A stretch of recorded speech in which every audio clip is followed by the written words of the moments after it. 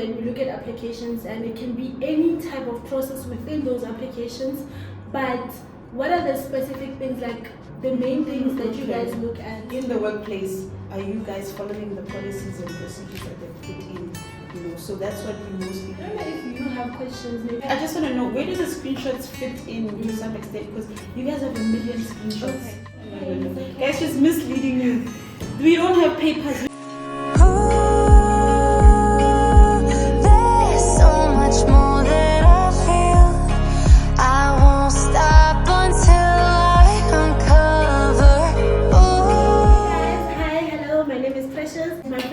Preshy, so you can call me Preshy too, only if you subscribed. Period. So today I have a guest, and I'm gonna let her introduce herself. Oh, sorry.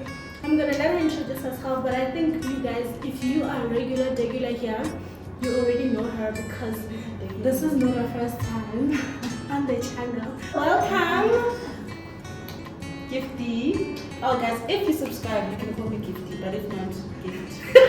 but it's giving copycat. Guys, you need to subscribe. Anyways, my name is Gift Somagabe, and I am an internal auditor, trainee. Of course. Yeah, and that's me.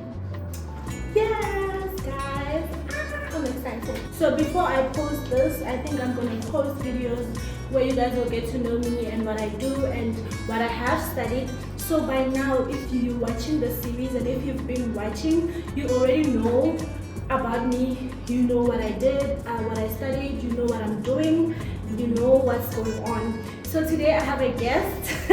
So I'm shooting this video before I shoot my main one because I feel like we never have time. Today is one of those days where we feel like we can do this quickly. Yeah, we always booked, and she's always busy, guys. She's so hard to find. Let me check my diary. It's given booked and busy. Today we have an interesting topic.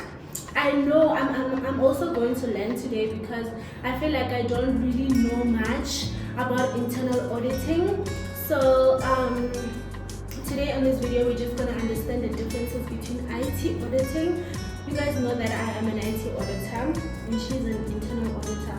I did study internal audit. Yeah, she studied internal audit. IT auditors, they call them internal auditors because they are working within. Yeah, I think we'll unpack that why it's like that. Okay. You see, guys, I don't know much, but yeah, and if you know me, if you've been watching the series, you know how I got into IT auditing. You know already. So I still have a lot to learn. I don't know much, but we are here and we're learning. And yeah, guys, we're gonna learn together today. You know, I got the brains, okay? And the beauty. Yeah, okay, yes. Praise the Lord, hallelujah. Okay, guys, so I think I don't really have questions prepared, but I feel like when we're having this discussion or conversation, I think I'll have questions that I feel like are important, maybe follow-up questions or something like that. But I just want to understand what is internal auditing. Well, I don't want to give the definition from the standards, but basically, internal audit is where we come in, we do an assurance engagement or a consulting. So we're looking at your process, we're looking at either a function, we're looking at an area in your business, and what we do is we want to just confirm that the controls are working effectively, that the risks are minimized as much as possible, that they are adhering to the governance, the policies, the procedures, the regulations outside of the business. So if it's an industry, are you complying with the laws and regulations around that? In the workplace, are you guys following the policies and procedures that they've put in? So that's what we mostly do, and then we bring in recommendations that they should maybe implement if they feel that they can do it, and then we come back and we follow up after a certain period to see how it's working for you. Okay, correct. Okay, I feel like this is more high level because even in IT, this is what we do. Like obviously we compare the policies with the processes and everything, but I just feel like I want specifics. Let me give an example. So for IT audit, we're looking at applications, we're looking at systems. Like if we're auditing a certain company, we're looking at the systems within the company, like system/application that they use, let's say Facebook is an application. We're looking at Facebook and auditing Facebook. Yeah. So I just want to understand. So we're looking at applications, and there is obviously a process, like how people get access to Facebook. This is what they have, what they do, that they register, blah blah blah blah blah, those things. But what I want to understand is, just give me examples like of the certain processes that you guys look at, because you already know that we look at applications and it can be any type of process within those applications. But what are the specific things, like the main things that you guys look at? So for you guys, it's like systems and stuff. So for us, there's a lot of reviews. So our audit, internal auditors, you can do any industry, any area that you feel needs to be audited. So for example, I'll give you HR or talent acquisition. So the hiring of people. So we'll get into, like you said, Facebook maybe, and we'll look at how do you hire your employees, right? So we'll start at the interview process. When Facebook, okay, before you continue, Facebook is a company as a whole, right? Yes. So we have employees. Yes, within that word. Facebook. Yes. So you're looking at the hiring process. Yes, if you're looking at maybe the hiring or the HR, the hiring process. Let me just limit it to hiring. So for hiring, we would look at what resulted in you doing the advert. Okay, there was a post. When there was a post, how did you communicate about it? So if the policies say that we only do posts via LinkedIn, we need to go and confirm that it was done via LinkedIn. Was it approved before it went out? You know, we want to understand that whole process. Once it approved, how did people submit their applications? How did you pre-select that list? Were you shortlisted people? And what was the criteria? So was it according to the CVs? Was it according to qualifications, experience? If you referred, does the policy say that if you do a referral, this is how it must work? So did you sign, if maybe it needs to go through you, that I referred gift from, let's say, Netflix, then what approval processes go there? And then we look at that as well. And then continuous interview, you tell us maybe the process says that we need to have scorecards where we record. So if it's out of 5 and someone gets like 6, now it's a question, why is something limited to 5? So it's like they can't hire anyone like in their own way. They have to follow. Yes. No, like it can be that thing, oh my sister, I'll just give Yeah, her we want to look at things like this. Was the nepotism, was the unfairness? Because if now somebody got like 10 out of 10 and their scoring was very high, but then you went and hired someone who got 20 out of 100. What was the reason there? Was it documented? Even when you say that the people who are in the interviews, it's the director, it's the manager, why was the manager not there? What happened? So we get all those reasons. Also, if you do not communicate with the employee as to this is your interview date, if it didn't happen, we need evidence that the interview happened. We need evidence of the CVs, the criminal check, the IDs, everything that they check with the external people. Did you actually go through that? Did you check that the matric certificate is valid? Like, it's literally that entire process. And there's also other reviews where it's the opposite, where we look at how you got fired or how the resigning, like those type of things, or if there was a disciplinary, what resulted in you getting a written warning. So HR is very broad, because I can look at hiring, I can look at the payroll, how they get paid, I can look at promotions, I can look at demotions. It's just, it's a lot. I think it makes sense why you guys are working with papers a lot. Because right now we don't deal with papers at all, and it makes sense because we're dealing with systems, and systems are in the computer, like all the time. It's not like something you can look at and be like. But I think we do have a bit of systems, because now it goes on to where do you store everything that they've given you. They'll tell us maybe we use SAP or we use some HR system. So we also still go and check that HR system when we look at access. We look at where do you store it, how long do you store it, who can see it, who can view it. But then if it needs to go very deep, this is where now we bring in IT auditors to go a little bit deeper, when we want to get analytics as to how many people are hired in this year, in this area. So we do also have systems in place, because we do need to test the basics, the access. Makes sense. So do you ever come across like maybe one of your clients where they store information, they document information like in papers, they don't actually have like a system where they actually I've come across that, and you implement, like what I said, you implement recommendations. But now the issue with that is they tell you about cost. It's you telling me I need to have a whole system, but do you know how much that's going to cost the business? So it's kind of like a debate between the auditors and the business, because we're trying to make it better for you, because this thing of but what if the papers get lost?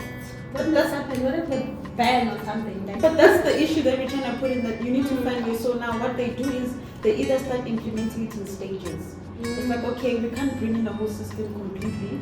We'll use the system we have and try and add in features that will help it to be better. So whenever you recommend, you can't just recommend, you need to hire 10 more people. Because dude, it's money, it's training, they help us find ways that will be cost effective but also efficient for us. So that's the trick that comes at the end of the audit as well. Interesting. I think it's interesting. I love it. Okay, so I have another question, right? So for IT auditing, we have like specific controls that we look at. I don't know if you guys have like okay, let me give you an example. We do IT general controls. That is like famous in IT. You know, you do ITGCs. That's what like everyone says. ITGC people. IT, like literally that's how people know what we do. So it's like we do ITGCs, we do application controls, we do technical reviews, to database and operating system controls, right? So I just want to understand, is there like categories, like this is like categories and like controls that we deal with? So on each system, we say maybe we're looking at IT general controls. For those of you who don't know, IT general controls, I already made a video explaining this, so I'll just link it down below. You guys can watch that to understand in broad, whatever English, like, and in more detail what ITGCs are and what application controls are. And I also included database and operating system controls, because I am currently doing that. So yeah, the girl is getting exposure. Yeah, so guys, I feel like if you want to get more understanding of what those things are, you can just click on the link that I put in the description and you can get that information. But okay, let me not go into detail of what ITGCs are. But you know, right? You know what I mean? Yeah. So I think to answer your question of internal audit, we do not have like, how can I put this? Like specific controls. So we identify the controls based on the process. But we do have categories where in the engagement, you have the scope and you say, this area we're looking at policies. And in this area we're looking at whatever and so forth and so forth. So the controls are identified along the way when we do a RACM. We do a risk assessment control matrix.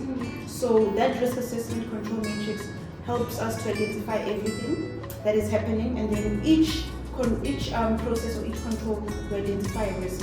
So if you tell me that Precious ensures that every account that is activated on Facebook will receive free data for 2 weeks. So the control, and it has to be approved. So the control will be no data is given to a new account on Facebook without approval from the manager. So those are the controls we identify. Then we find out a risk that maybe you're the only person that is approving. So what happens if you're not there? It means that there's a risk of an exposure that more data could be given. There's no reviews made. No one is reviewing that Precious is authorizing 2 gigs. So we find that risk, and then that will help us test. Where now, if we pick up that there's an account that was given 10 gig, what happened? And that will help us identify that there is a cost to the business. So our controls are more around where we find risks in, you could have a financial risk, operational risk, you could have reputational risk. So those are all the damages that could be resulted. Okay, before you move on, I get what you mean. So we have ITGCs, right? And we have application controls. I think what you were explaining is more of application control. So each application is different. So application controls are not specific. Like we don't have specific controls. We get the controls from the application. Like how is this application, and like what is it about, and like that's how we come up with the controls. And what is this application doing? Is it doing what it's supposed to be doing?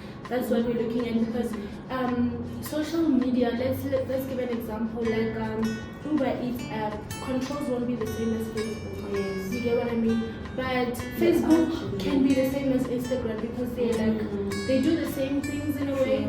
You actually even remind me of the way you say ITGCs.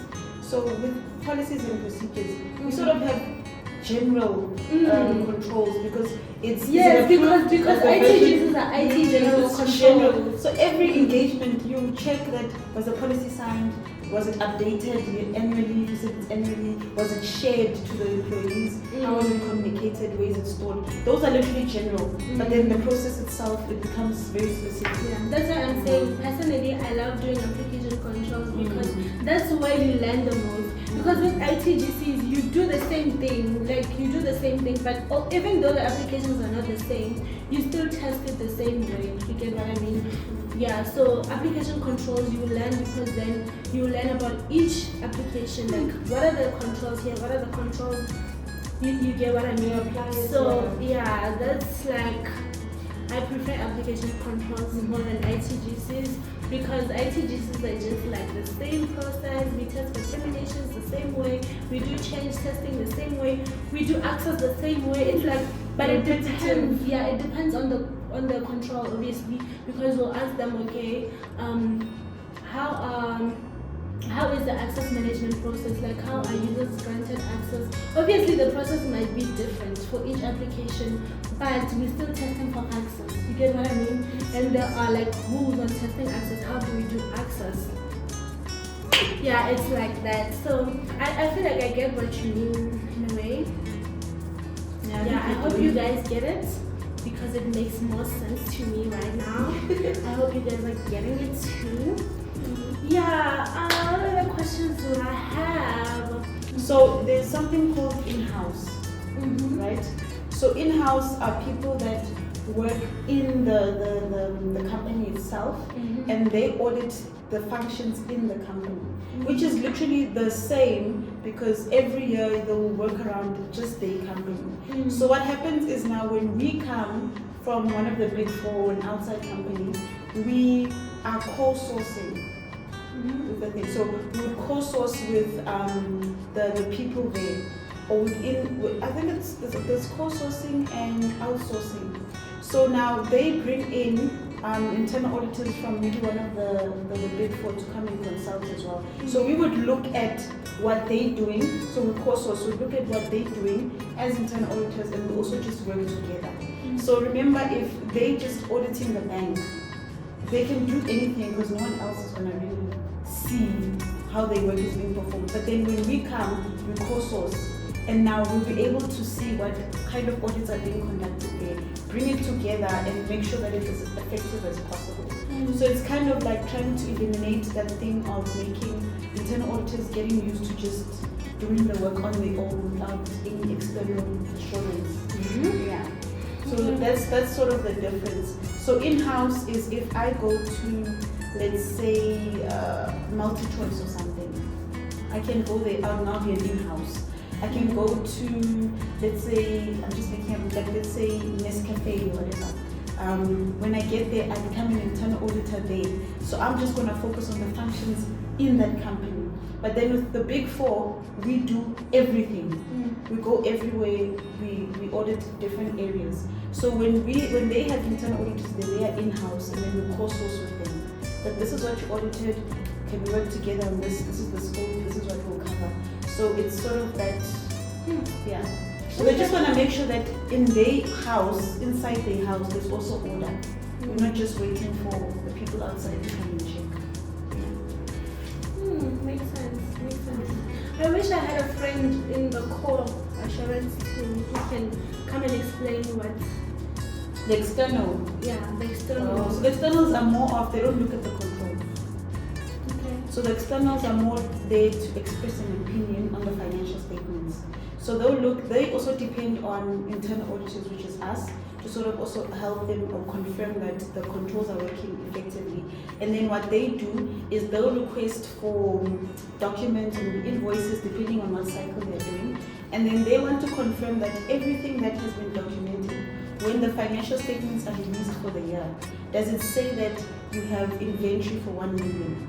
Is it overstated? Is it understated? Is there no fraud happening on your documents? When you say you've paid salaries for the whole year for 1 billion, was there no ghost employees there? Was there no fraud happening? It is 1 million. So they give that opinion on those statements before they sign it off to confirm that everything is correct. Because those statements need to go to the stakeholders, which is us, the shareholders, customers, and all of that. We need to know that, let's say Facebook is legit. If their net worth is 100 million, is it correct? So that when you want to come and invest, you know that you're investing in a company that is not fraudulent, that is not lying about their numbers. So that's what they do. And then we look at the function as a whole, everything on the ground to the core. So, okay, would you say that they place reliance on you guys?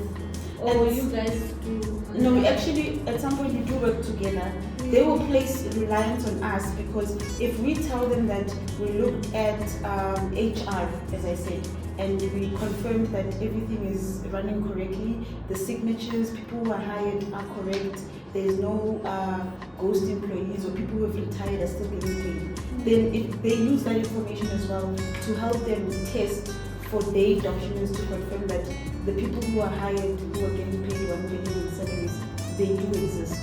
So they do place some reliance on us. We also place reliance, work together basically. Because I know that with us, they place reliance on us, like IT dependency. So yeah, we help them. We help them. They can't live without us. They can't live without us. Period. Yeah. We need each other. I mean, we don't need them. We can do it on our own, but like they need us. Okay, I don't know if I have more questions. Hey, I don't know if you have questions. Maybe that will clear something up or something that you want to know about IT audit. I think with IT, because I'm going to have some exposure to IT audit. So I think my only question is if you can just like that stigma around screenshots. Because people just say it's literally screenshots. What do you want to know? Like, I just want to know, where do the screenshots fit in to some extent? Because you guys have 1 million screenshots. Okay. They also take screenshots, but they have like 1 million. They have a Guys, remember that we're dealing with applications. Yeah. If you're dealing with Facebook, you want to see how Facebook looks like. You will take a screenshot. This is the homepage. This is the functions. Like that's why we need screenshots. Literally, a whole walkthrough process is screenshots, because we'll be like, okay, when we have a walkthrough, I explained what a walkthrough is in the previous video where I was explaining ITGCs and whatever. So if you guys want to know, so walkthrough is basically like a meeting that we have to understand the business process before we can test. Yeah. So when we get into a walkthrough now, we just want to understand, okay, this is the application we're looking at, this is what this application does, right? So we'll be like to the client, okay, if we're looking at IT general controls, we'll be like, okay, can you show us like how a user is granted access to the application?